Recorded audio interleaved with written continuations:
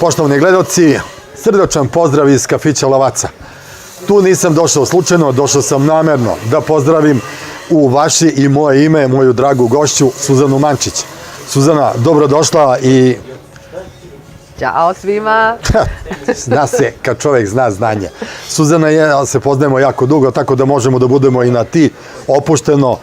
Lepše izgleda nego ono da krenemo na vi, pa na pola uleti na ti, pa onda tek ne znamo gde smo, da li smo došli ili smo pošli. Da. Ajde prvo, čemu da zahvalimo što si ti danas u Petrovcu? Znaš te da ja ne mogu da se setim da li sam ja nekada bila u Petrovcu na Mlavi? Mislim da jesam, ali to je bilo mnogo davno. Čim se ne seće, znači da nije ostavio dobar utisak. Nije, da nije ostavio dobar utisak, verovatno bi se setila. Nego, pazi, nekad se mnogo više putovalo, bila velika država, dnevno imaš 2-3 koncerta i prosto ne možeš da se setiš. A sad sam došla zbog otvaranja Lili drogerije. Ja sa njima sarađujem jako dugo i počeli smo čak u poslednje vreme da se šalimo da ja više nisam Lili, da nisi Loto devojka. Da nisam Loto devojka, nego Lili devojka. A da li to znači da si u znaku lile boje? Pa eto, slučajno. Pa znaš šta, kad uđeš, video si kolika je gužva danas bila i ako hoćeš da budeš primećen, moraš da nosiš neku ovakvu drečavu boju i da te odmah uoči. Ja mislim da ti šta god da obučeš, ti ćeš da budeš primećena. Jednostavno ima nešto u tebi. Kamera to kaže. Pa, je li tako? Da, ispričaj se sa kamerom, molim te. Ti si jako dugo ispred kamere i mislim da ti nikad nisi nimala tremu. Bar takav utisak. Nisam. Da li zbog toga što imam dobru koncentraciju, ne znam. Jedini put sam imala kada sam pevala za druga Tita. To je bilo možda njegovo poslednje pojavljivanje u javnosti pre nego što je otišao u bolnicu, ali takva je bila psihoza da je to na mene prešlo u poslednjem momentu. Bila sam onako dosta staložena, pribrana, rekao, bože, šta je, što vi ljudi toliko histerišu? Pa dobro, sve funkcioniše, daćemo sve od sebe. Međutim, kada je došlo ono 5 do 12, ja sam počela da se trese. Tada i više nikada. A kako je bilo njemu? Pa njemu nije bilo dobro. Naravno, mi to nismo još uvek znali da je on bolestan. Tu su bile njegove pudlice, koje su takođe bile jako nervozne i lajale su sve vreme. Znači, ja pevam, one laju. I obično bi se Maršal fotografisao posle sa izvođačima, on je odmah otišao. Tako da, eto, nemam uspomenu da dokažem da sam bila. Ali vidi, mnogi koji su pevali nekako se posle toga stide i pokušaju da to minimiziraju, ali ja ne znam čemu sve to. Tad je bilo čast pevati za njega i nema razloga da se stide. Uvek je čast pevati za predsednika, da se razumemo. Naravno. Kogod daje, bez obzira na političko ubeđenja. Tako je. Jednostavno ti radi svoj posao. Ja sam pevala za 3 predsednika. Za Maršala, za Miloševića i za Tadića. U poverenju koji ti se najviše sviđao? Sad više ne mogu ni za koga, pošto Dačić peva non stop, od njega ne možeš dođeš na red. Jeste, opasna konkurencija. Opasna konkurencija. A kažem, od ove trojice, koji je na tebe ostavio najbolji utisak? Pa možda Tadić. Nekako je bilo najopušteniji. Možda što vam psiholog po profesiji? Ne znam. Pa te opustio? Ne znam. Ali lepo je imati taj podatak. Spevao za 3 predsednika, malo li je. Malo li je, tako je. A ti si inače, ajde, spomenula si sama, Loto devojka. Kako je došlo do toga da se ti uopšte pojaviš u takvoj jednoj ulozi? Pa uz malu pomoć prijatelja. Kao i uvek. To je uvek tako, znaš. Ja sam se u jednom momentu povukla sa estrade, jer nisam mogla završiti fakultet. Bila sam negde na 3. godini prava i vuku te turneje, vuku te koncerti. Ja nosim one knjige sa sobom. Knjige videle sveta, ali izgubiš radne navike. I onda sam rekla, dosta je. Sad ću to da završim i bit ću advokat. I tako sam ti ja spremala jedan ispit. Mučim ja njega, muči on mene i zvoni telefon i moji drugovi koji su moja generacija već završila fakultete i zaposlila se, moja dva druga koji su se zaposlili u marketingu, to je tad bio EPP, televizije Beograd, kaže, ajde dođi imamo nešto za tebe. Ma neću više uopšte da nastupam. Ne, dođi imamo nešto baš za tebe. A s druge strane mene malo svrbe od dlan. Potrošila sam ono malo para što sam zaradila i trebalo mi je nešto, eto da imam kao džeparac, da ne tražim mami i tati. I odem u Hilandarskoj je bila ta služba, da. I oni meni kažu da radiš loto. Nisam ni znala šta je loto. Ali si popunjavala pre toga? Ne. I pa dobro rekao, šta tu treba da radim? Ništa, samo da izvršiš kuglice i... Pa rekao, ja sam već imala svest o sebi kao jednoj estradnoj zvezdi. Pa rekao, znaš šta, to se meni ne sviđa. Ili ću da radim i da budem domaćica tih 5 minuta, a morate mi dati da govorim. Jao, pa znaš, oni su jako strogi. Ma šta su strogi? Mislim, neću ja da govorim ne znam šta. Govorim brojeve, kombinacije, čestitam dobitnicima i tako dalje. Znaš, ne možemo to zato što ne možemo da te osvučimo zato što je bubanj jako bučan. Bio je onaj mehanički bubanj. Znaš, onaj što se ovako na kurblu vrteo. I rekao, kako vas nije sramota, bre, ljudi, otišli na mesec, vi mene ne možete da ozvučite pored bubnja. I dođe taj tehničar, inženjer zvuka i kaže, uradit ćemo to, ali za sledeću emisiju. Kad je prva? Kaže, sutra. Pa kako sutra? I tako smo mi prošli to prvo, bez tona. Bez priče. Da, bez priče, ali posle je sve već krenulo potpuno drugim tokom i to je donelo takvu jednu popularnost i meni i Lutriji da ni u najluđim snovima to nismo mogli da očekujemo. Posle toga je bilo mnogo loto devojaka, ali nijednu niko nije upamtio. Pa dobro, nije da ih nije upamtio, upamćene su devojke, ali ja sam stvarno, da li se pojavila u jednom posebnom trenutku kada je država bila velika, još uvek moćna, još uvek bezbrižna, ljudi su imali novaca, uplate su bile velike, maltene svako izvlačenje je donosilo onu premiju i ljudi su stvarno hrlili da igraju loto. Ili zbog toga što sam ja bila onako mlada i lepa i znala sam sa kamerom i prosto ja mislim da su se zvezde gore poklopile i da se desilo čudo. A da li ti se nekad desilo da te neki od tih srećnih dobitnika zaustavi i da kaže, evo, bar da popijemo piće? Dešava se evo sada, toliko godina posle. Dešava se da mi prilaze, jao, pa vi ste meni doneli sreću, pa onda kažu koje godine, pa kupio sam kuću, pa kola i tako dalje. I sad, ja se nešto stavim ja nisam alava, nisam pohlepna, ali da je meni neko doneo sreću i da mi je rešio takve neke životna pitanja, pa ja bi se pojavila sa bugetom cveća, sa parfemom, sa bombonjerom. Ne trebaju meni pare. Znači, prosto jedna pažnja, da. Međutim, to se stvarno nijednom nije desilo. Ali nijednom. Nema veze, s druge strane si ti bila predmet obožavanja mnogih muškaraca. Neki su ti prilazili, koji su imali hrabrosti, neki nisu, gledali ti iz daljine. A kako si ti to tad doživljavala kao lepa, svesna svoje lepote?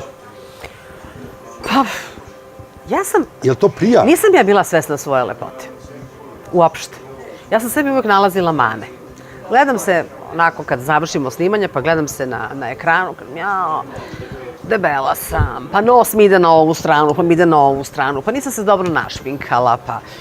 Stalno sam sebi nalazila mane, ali sam s druge strane opet bila svesna tog nekog svog magnetizma kada je muški svet u pitanju. I stvarno, dovoljno je bilo da pogledam nekoga i taj je već bio moj. Jesi to koristila ili zloupotrebljavala? Koristila sam, ali nisam zloupotrebljavala. Mislim, u ono vreme, pazi, nije bilo ni sponzoruša, Nikada se nisam upuštala u veze sa političarima ili nekim moćnicima, a nešto mnogo bogatog sveta nisam ni znala. A tad ih nije ni bilo. Pa nije ih ni bilo. Nisam znala nikoga ko je bogat i nisam znala nikoga ko je siromašan. A šta kažeš kad si već spomenula sponzoruše? Danas si utrkuju što manje odeće, što manje pameti, to više popularnosti. Pa dobro, prvo da kažem, nisu one krive. Nisu one krive, da. Nametnuto je takvo jedno razmišljanje i takva su merila uvedena da devojke to koriste. I devojke i muškarci, samo da devojke da se osvrćemo. Ali u ono vreme ja nisam imala sponzora ni koji će da me obuče. Ono zvanično, da ga potpišem. Ja sam sama sebi kupovala svoju garderobu.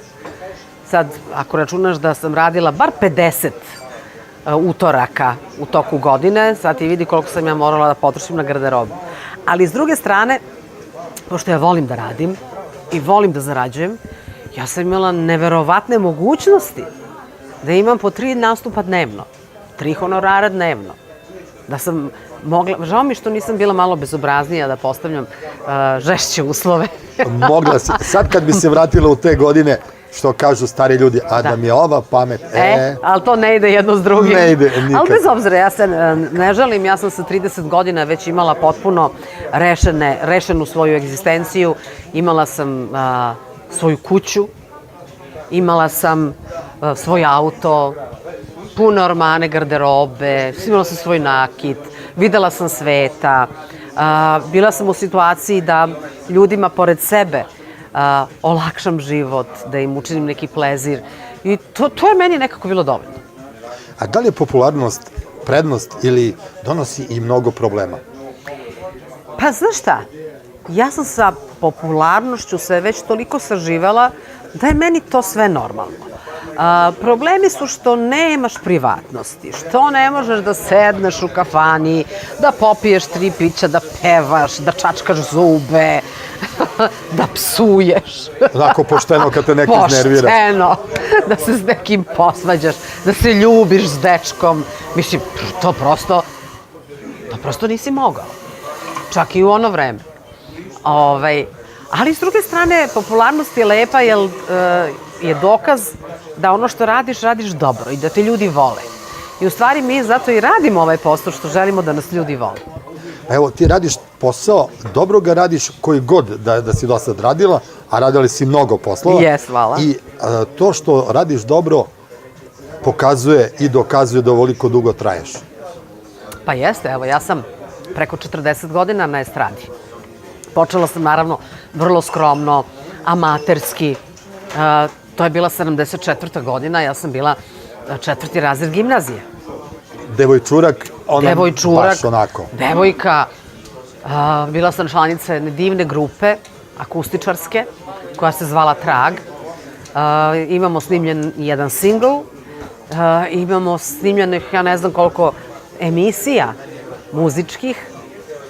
Nažalost, malo toga je sačuvano, sve u nekim privatnim arhivama. Ja sam imala divnu arhivu koju sam negde izgubila, nažalost.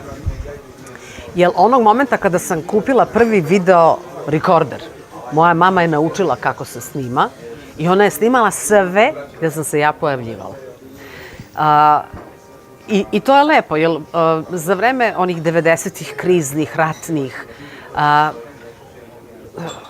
mnoge su trake izbrisane da bi se koristile ponovo.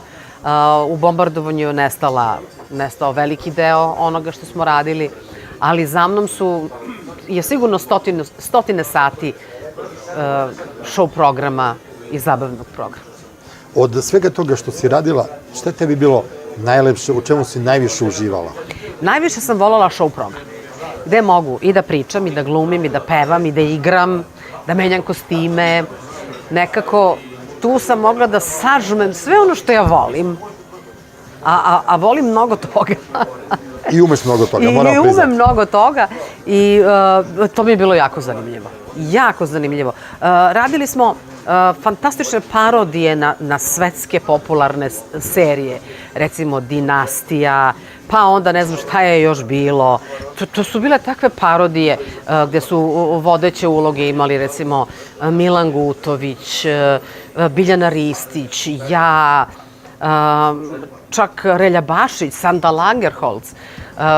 Su bile fenomenalne stvari. Što bi rekli, krem de la krem, velika Jugoslavija. Jest. Kad nisi mogao ni da uđeš u televiziju kao posetilac, a ne da se pojaviš na televiziji. Mislim da sam imala mnogo sreće u životu i u svojoj karijeri, da su mi se sva vrata otvarala bez kucanja, maltene. I moram da kažem, to je bilo ono vreme, tebe je zakačilo kad nije bilo playbacka, kad se radilo uživo. Pa i bilo je i playbacka. Tad je već počinjalo. Da, pa pogotovo u show programu morao si da imaš playback zato da bi imao kontinuitet u snimanju, jer to je bilo praktično filmsko snimanje, jel? Naravno, svi nastupi ostali su išli uživo. I ja sam volela da pevam i volela sam čak i taj neki teži repertoar i za sve pevače je bilo jako važno da budu priznati i da uspeju u Sarajevu. Jer nekako je Sarajevo bilo rasadnik rasnih pevača. I narodnih i narodnih i zabavnih. I ja sam mesečno, bar 2 vikenda pevala u Sarajevu i prosto sam videla da sam sve bolja i bolja, da sve zrelije pevam, da nalazim svoj neki stil i tako dalje. Čak sam doživjela jednom da je Haris Džinović ušao u taj veliki restoran, na baš čarši, ne na baš čarši, na Bembaši dole. Da je ušao u restoran, a ja baš pevam njegovu pesmu, ono Rano je za tugu. Jao, kad sam ga videla, rekao, sad će, znaš, on samo napravi onu facu i... Kaže, mala dvojka si i odoh ja dalje. Što ti on stao, začkiljio, onako... To je za mene bio veliki kompliment. Da, on je inače poznat kao težak na komplimentima. Jest. Kao što mi je bio veliki kompliment od Šabana Šaulića. Nismo često pevali zajedno. Često smo nastupali, ja sam bila voditelj programa i tako dalje. Ali smo jednom pevali zajedno na nekoj letnjoj pozornici. I sad ja pevam svoje, a on valjda priprema se u garderobi. Izlazi i kaže, mala, ti si propevala. To nikada neću zaboraviti. Da, znači to sve. Da. Šta privatno voliš da slušaš? Privatno volim da slušam... Pa, ja volim sve da slušam. Zavisi kako sam raspoložena. Uglavnom, ujutru, kad se probudim, volim da pustim Nostalgiju, to je na radio stanica, gde puštaju te neke stare šlagere, onako laganica. I to me lagano probudi i uvede me u novi dan. Naravno, kad odem u kafanu, volim da slušam narodnjake, volim Tomu Zdravkovića, volim Tozovca, Šabana, Harisa, Silvanu, Anu Bekutu, Lepu. Klasičan repertoar. Ili što bismo rekli, školska lektira. Da. Ko to nije savladao, nije za kafanu. Tako je. A isto tako volim da odem, recimo Sima moj i ja, svakoga leta idemo u Salzburg na letnji festival. To je klasična muzika, ali to je najbolje izvođenje. Od opere, koncerata i prosto, i to mi prija. Tako da, a verovo ili ne, nekad mi prija da okrenem stanicu na, ja volim radio. Ja televizor tek uveče palim, a ceo dan mi svira radio. A nekad, kada sam verovatno puna i ritmova i ovih profanih tekstova koji su danas, ti si mi u venama, ti si mi ovde, ti si mi, daj mi vamo, daj mi tamo, okrenem slovo ljubve. Crkveni radio. Da. I oni imaju tu neku muziku koja je potpuno na nekoj margini, nije mainstream, ali je lepa. I onda me to malo onako pročisti.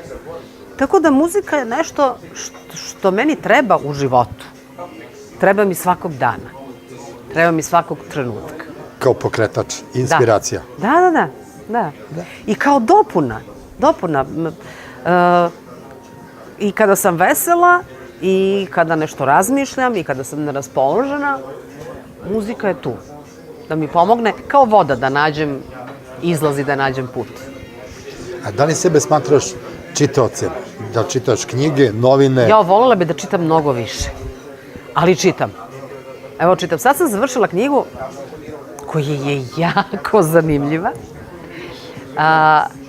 Naš je autor Nenad Stefanović. Ima još jedno ime. Nenad. Ljubavna istorija Beograda. Ja mislim da bi to svaka kuća u Beogradu trebala da ima.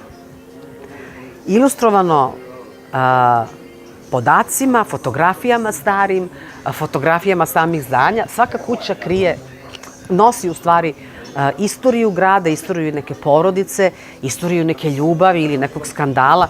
Ne da je zanimljivo. Da još više zavoliš svoj grad. A da li voliš literaturu tipa Mirjam? Sladunjavo, ljubavno? Pa dobro, i to nekad prija. I to nekad prija. Da te rastuži? Možda zaplačeš nad knjigom? Pa mogu. Mogu da zaplačem i nad knjigom, mogu i sa muzikom da zaplačem. Interesantno zaplačem gledajući film, čitajući knjigu ili slušajući neku muziku, ali kad se meni nešto dešava, tu sam nekako čvrsto, tu ne da sam zaključana. I tu imam neke sekundarne reakcije. Možda me sečeš nožem, ja ništa. Ali kad sve prođe, onda izbije istine. Tek onda izbije. Čudna sam neka priroda. Ne, to je obično odlika mnogih jakih ljudi koji u momentu umeju da kontrolišu situaciju, ali onda dođe vreme kad situacija iskontroliše njih. Da.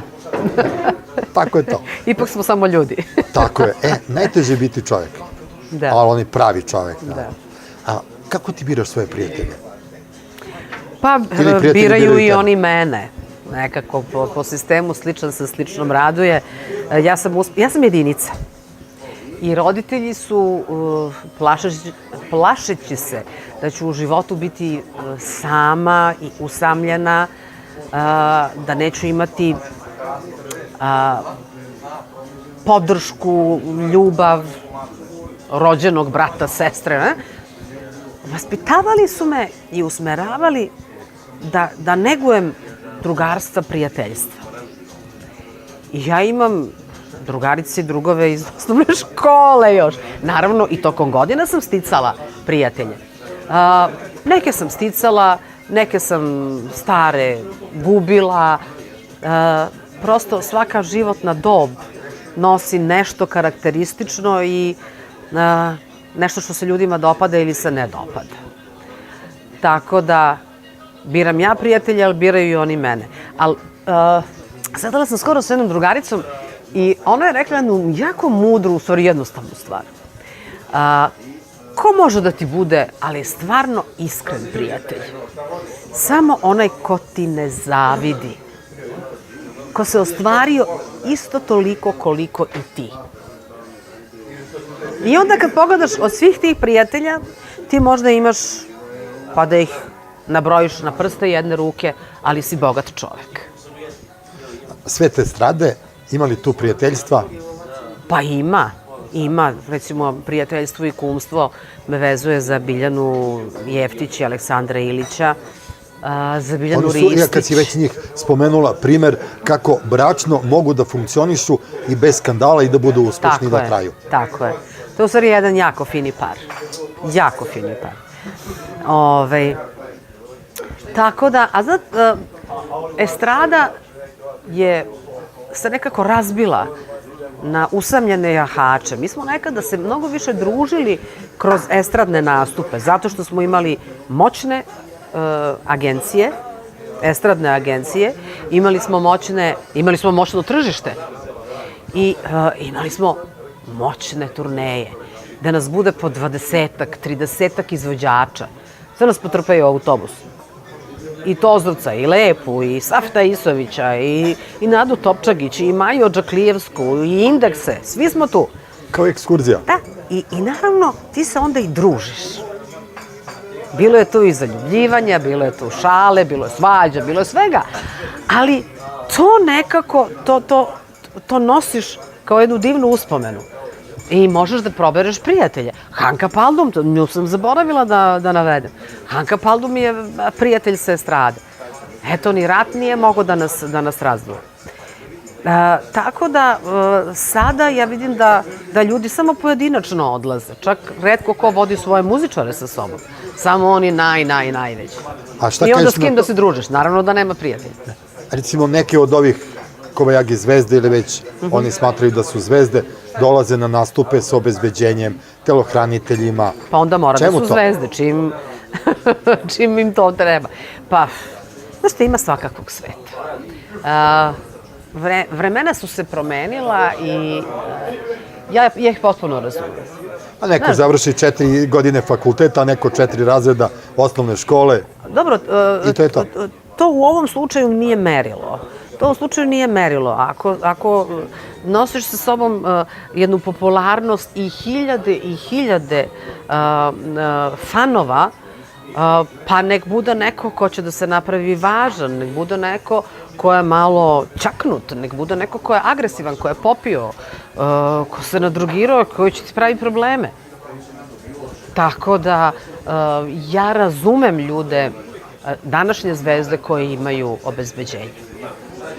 U moje vreme meni obezbeđenje nije bilo potrebno. Ne treba mi ni sada, ali ja nisam u toj poziciji. Živiš normalno život. Ja živim jedan vrlo transparentan život, ali naravno ja nikada ne bi napunila Sava centar, nikada ne bi napunila Arenu ili Marakanu, tako da tu su već potpuno drugačija merila. Nešto što me uvek interesovalo, gledajući te okružena lepim ljudima, kakav tip muškarca tebe može da osvoji? Duhovit. Duhovit, pametan, lepo vaspitan, a opet mangup. Da, neko sa kim mi ne bi bilo dosadno. Jesi li zadovoljna svojim dosadašnjim izborom? Ne Jesam. poslednjim, nego generalno sa ljudima sa kojima si bila? Pa, jesam. Bilo je vrlo malo. Tu i tamo bi napravila promašaj. Ali Možda kako bi jedan onda znala ko je dobar? Tako, 1 ili 2 u životu, ali recimo ja sam nešto držala slovo mojoj ćerki. Kao, kakav ti je taj momak bio? Kako si sebi dozvolila da uopšte budeš sa njim? A ona kaže, pa mama, svaka dobra devojka, svaka fina devojka ima nekog lošeg momka. Ali dobro je da to onda znaš i da znaš šta ćeš da biraš u sledećoj nekoj situaciji. I da iz svakog neuspeha nešto naučiš. Jeste. Eto, kako ti savjetuješ ćerke? Možeš li da budeš stroga majka ili si i dalje njima onako poludrugarica? Pa, mislim, one znaju da u meni imaju najboljeg prijatelja. Najboljeg prijatelja koji će da im kaže i lepo i ružno, ali koji će uvek reći iskreno i istinito. S druge strane, možemo mi budemo prijatelji, ali ja sam uvek želela da zadržim autoritet roditelja. I nije uvek to jednostavno, ali mislim da sam uspela u tome, da sam ih, eto, vaspitala dobro, da znaju šta hoće, da se trude, da nisu lenje, da nisu lažnjive, da nisu prevrtljive, da imaju prijatelje, da vole porodicu, da starijima govore vi. A kako su one podnosile tvoju popularnost? Pa one su se rodile uz tu moju popularnost. To baš zato? Doduše, rodile su se u vreme kada smo mi živjeli van Srbije i ja sam udajom uzela Muželjevo prezime. I sada, one znaju, mi smo Kunić. Kad smo se vratili u Beograd, one su već imale tako 2 i 4 godine. I sad na ulici, ja sam mislila mene Bog zaboravio u zemlji Srbiji, posle svih onih ratova i nema me i tako. Bila sam odsutna jedno 5 godina. Kaže, o, Suzana Mančić, pa to ste vi. Ja kažem, mama, što li tebe zovu Suzana Mančić? A rekao, zato što sam se ja tako preživala pre nego što sam se udala za vašeg tatu. I one su odrasle uz popularnost i njima je to najnormalnije bilo. Naravno, one su, uspele su za, evo, ovog malo njihovog mladog života još u detinjstvu su okusile i slast i gorčinu moje popularnosti. Jer neko ih je voleo zato što sam ja njihova mama, a neko ih nije voleo zato što sam ja njihova mama. A to je u životu uvek tako. Da, a to se deci onda obije o glavu. Jasno. A šta bi ti danas savjetovala svoje ćerke da su na prekretnici, da li da odu u estradu ili da se bave nekim manje javnim poslom?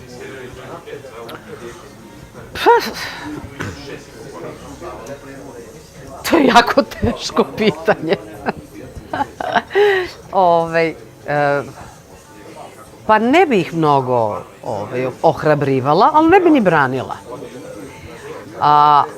Pogrešno bi bilo da one misle da će im sve biti na tacni. Zato što mi je mama Suzana Mančić. Neće ti, dete, ništa biti na tacni. Čak će da ti mnogi podmeću noge. I neće priznavati tvoj uspeh, pripisivaće ga meni umesto tebi. Tako da, one su imale želju. To je starija moja Teodora, imala je želju i ona stvarno divno peva i talentovana je i tako dalje. Ali nije bila spremna ni na kakvu žrtvu. A ti moraš da žrtvuješ pre svega svoje vreme, svoj neki privatan život, da bi uspeo u poslu bilo kom. A pogotovo estradnom milijonu sve kontra. Ljudi se provode vikendom, ti radiš vikendom. Ljudi se idu na letovanje, leti, ti ideš, pevaš po turnejama. Znači sve naopako. Gubiš prijatelje, gubiš vezu sa nekim realnim životom. Sad, ja sam bila ambiciozna, nisam ni bila svesna koliko sam ambiciozna. Bila sam vredna, disciplinovana, meni ništa nije bilo teško. Ja to ne prepoznajem u svojoj deci. I onda sam rekla toj moje Teodori, Teodora, sve imaš. Lepotu, pamet, talenat, ima glas, fenomenalan. Ali nemaš ambiciju. Ja ne mogu da ti dam ambiciju. Da li te podsjeća na Dragana Stojnića? Zbog nedostatka ambicije. Koji isto imao fenomenalan glas, ali ga je mrzelo da snima ploče, da juri tezge i sve ostalo. Pa mnogi veliki pevači, da samo se setimo Nade Knežević, koji su svi zaboravili. Da. Koja je bila pevačina fenomenalna. Glas svetskog kalibra. Da, ali je bila lenja. Dragan Stojnić, on je nekako uz te njegove šansone, uz te fini, mamurni glas. On je nekako uvek bio prisutan. I uvek se znalo, pojavit će se za 8. mart, žena ga voli i tako dalje. Ali moraš imati ambiciju. Neki đavo mora da te tera. Ima jedna stara indijanska, ne indijska, nego indijanska poslovica koja kaže: ako mi daš ribu za ručak, zahvalit ću ti. Ali ako me naučiš da pecam, bit ću ti doživotno zahvalan. Istina. Jesi li ti tvojoj deci dala ribu ili ih naučila da pecaš? Naučila sam ih da pecaju. To je najbitnije. Naučila sam ih da pecaju, jer prvo ja sam svoju decu odgajala sama. Deca su bila mala kad smo se razveli, moj muž i ja, i on je otišao u drugi grad i ne živi uopšte tu i sad na njegovu se pomoć nije moglo ni računati. Pošto fizički nije bio tu. Onda ja sam rađala decu već u nekim zrelim godinama. I računala sam, Bože moj, moja deca moraju da budu spremna za život, ako se meni nešto desi. I to sam im i govorila. Moja Natalija je umela 1000 puta da zaplače. Nema mama to da pričaš. Srećo, to će se desiti jednog dana. To je realnost. To je realnost i kamo lepe sreće da živim ja 100 godina, da sačekam i unuke i sve. Ali vi morate da budete spremne da se snađete i bez mame. Teške teme, ali treba razmišljati o tome na vreme. Prosto ne možemo od dece da pravimo mentole. Mora da se bori, mora da zna šta hoće, mora da preuzme odgovornost za svoje postupke. Bilo da je žensko ili muško, pa pogotovo muškarci. Pogledajte na šta liče naši mladići. Depilacija, bolje obrve nego devojke. Vojska. Treba ponovo da ih čovek pošalje u vojsku, da ih država pošalje u vojsku, da se odvoje malo od kuće, od mame, da shvate gde su i šta ih čeka u životu. Tako Tu da... se apsolutno slažem sa tobom. Ja jako zagovaram taj vojni rok, koji ne mora da bude godinu dana, da bude 6 meseci, ali je potreban da bi muškarac sazreo. Pričali smo Suzana Mančić juče, danas... Dobit će otkaz u Liliju, znaš? Mnogo dugo pričamo. Pričamo o tome. Da li Suzana sebe vidi kao penzionerku? Ja, znaš šta, ja stalno govorim kad će više ta penzija, jer imam sve uslove za penziju. Ali opet mi ne da neki đavo mira. Taman kad kažem, sad ću lepo svoje papire da skupim i idem u socijalno i penziono i da to rešimo, da dobijem penzijicu, kakva je, takva je. I onda se nešto desi. Onda se otvore neka vrata i kaže, ajde sad Mančićka još malo da radiš, ajde još samo ovo, ajde još samo ono. I to je u stvari dobro, mislim da me to drži i da me to pokreće. Dobra je stvar i bilo je zadovoljstvo pričati sa tobom. Po sistemu, slatka moja, baš smo se ispričali. Hvala ti lepo. Poštovni gledalci, bila je ovo jedna jedina neponovljiva Suzana Mančić. Ja sam uživao, a vi... Valjda. Nadam se. Valjda.